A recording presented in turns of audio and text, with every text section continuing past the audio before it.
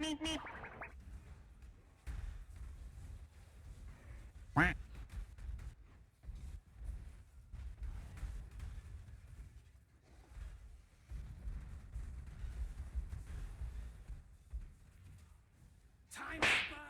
Money! Time to burn! Money! Another good find.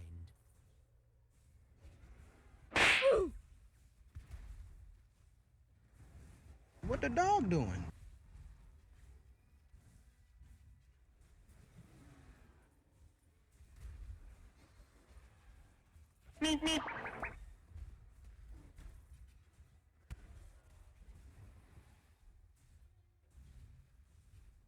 Hi, welcome back everyone.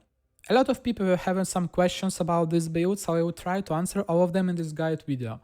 But before that, if by the end of the video you will think that I did a great job, don't forget to hit the like button and subscribe, it will help me a lot. So, the central piece of this build is Fulcrum. Fulcrum is a unique staff that has several interesting properties. First, it converts a portion of our physical damage to a different element. In this particular version of the build, it's not used at all, but in Headhunter version it is a great way to scale our explosion damage. I will talk about that later. Secondly, it reflects back inflicted elemental elements. This is the most important modifier. It allows us to reach insane level of speeds and clear. Let's start with the speed. Usually, when you get chilled, it will slow down your action speed. To reverse this effect, we use unique ring Winterweave, which will increase our action speed instead. By default, the cap for chill is 30%, but using Elementalist passive Shaper of the Winter, we can get additional 10%. To further increase our speed level, we use Death Rush Ring to get Adrenaline buff. This buff gives us 25% increased attack speed, cast speed and movement speed, and it gives us 100% increased damage, which is pretty nice. To get additional speed, we use Gloves with Rampage buff, which will increase our damage and speed per stack even more. Also, a big part of our speed comes from Mage Blood Flasks and Haste Aura. This allows us to use unique jewel called Sublime Vision. It disables all our aura gems and gives us back some cool bonuses. When it comes to boots, you can notice that I have Tailwind modifier.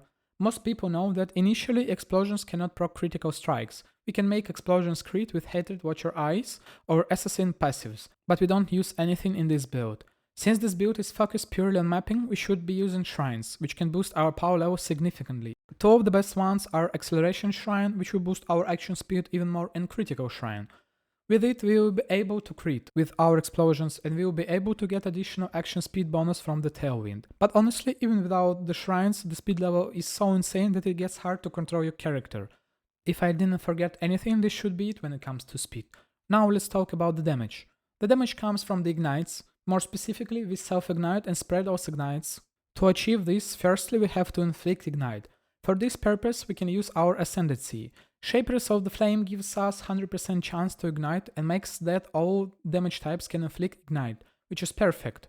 So now we can inflict ignite in any way we like, and it will spread back to us.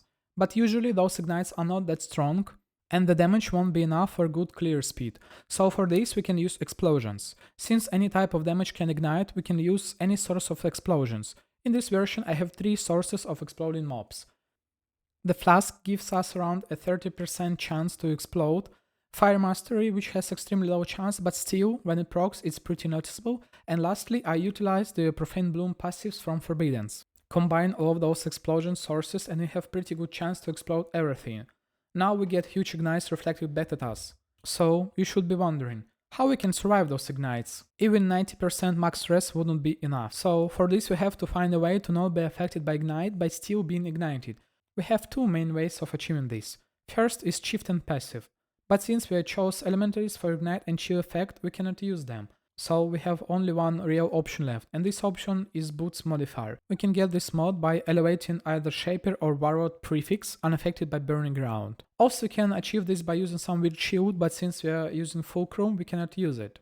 By the way, don't forget that unaffected by ignite and cannot be ignited mods are completely different mods. Unaffected by means that you are still ignited but just don't take any damage, but the other one makes you completely immune, which will break our build. Now we have huge ignite reflected back at us and we are not taking any damage.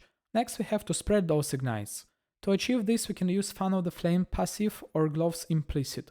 But since we have to curse an enemy somehow for our forbiddens to work, I chose to use the cluster passive and leave the gloves for the curse on hit. Explosions also count as a hit, so we can chain the explosions. The next quite important thing is ignite duration.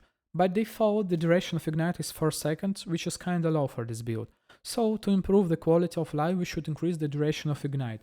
We achieve this by allocating a couple of points on the tree and by allocating lasting tempest notable. Some of you may ask about the Lethe shade. Unfortunately, Lethe shade doesn't increase the duration of reflected ignite. With all of those things, we can play RF style being extremely fast. Just start the loop once and kill everything while you run. That's basically it. Now let's go through the gear. Since this league requires us a constant flow of gold, so I decided to make this build focused around getting as much rarity as possible. Starting with the helmet. It has life and rarity, nothing else is really special about the helmet. Get some area of effect and physical taken to get little extra survivability. Next, the amulet. Believe it or not, but I bought this amulet for 1 div. I think this is a total steal. It allows me to completely ignore attributes on my gear and gives a lot of rarity. If you cannot get anything like this, I recommend you get an amulet with enough of the attributes and drop the rarity. Other variant is to get some attributes to the tree or the boots. Rings are the Death Rush for the adrenaline buff and Winter Weave for the chills. They are mandatory. You should try to get the bleed immunity on the implicit. You can use any gloves with the Rampage and Elemental Weakness or Flammability curse on hit, but I chose this one because they give some life and energy shield. The Frenzy Corruption is not mandatory and it gives us more duration on the phase round buff. For boots, use anything with the unaffected by ignite, some movement speed, life, and tailwind if you need more speed. For body armor, I use Greed's Embrace to further increase rarity. Corruption are not required since we are not focusing on dealing damage by ourselves, but with reflected ignites. When it comes to belt, I'm using Mage Blood for insane movement speed. For cheaper alternatives, I will talk later in the video. Flask for movement speed, onslaught, resistance, and even more rarity. Now let's move to the passive tree. This tree is focused on the fire damage, dot multi, life, mana reservation, some recoup, and area of effect. The duels are Glorious Vanity and its Corrupted Soul notable, which will improve our survivability by a lot. Also, the small passives give some additional useful modifiers. Sublime for the action speed. New Jewel, the Light of the Meaning for capping the Chaos Threats. This jewel gives a lot of chaos resistance. Forbiddance for Profane Bloom. Now let's go to the large clusters. This one has Dorianis for the Leech and Burning Bright for the area of effect. The other one has Prismatic Heart for the damage and res, and Master of Fire for the fire exposure. When it comes to the mediums, I use the ones with the Flow of Life for dot multi and life, and more Burning Brights for even more area of the effect. All of them same except this one. Here we get our mandatory Fan the Flame passive and Brush the Dead for some recovery. For the last 2 slots, I use Enduring Composure for generating endurance charges and Corrupted Blood Gel with some area of the effect and Shock Avoidance. For Ascendancy points, we take mandatory Shaper of Flames and Shaper of Winter. And since I wanted big explosions, I get more area of effect. When it comes to auras, I use Haste, Herald of Ash and Herald of Ice. Cast when damage taken, Immortal Code setup. Phase run with the Withering Step. Usually these ones cancel each other, but if you automate them, you can use both of them at the same time. Cast on Death Portal, and it's really nice quality of life. And the rest is pretty flexible. You can use any damaging skill to your liking. I chose to use Fire Trap for the reflected maps. Since we are not dealing damage directly, we won't be killed by the reflect.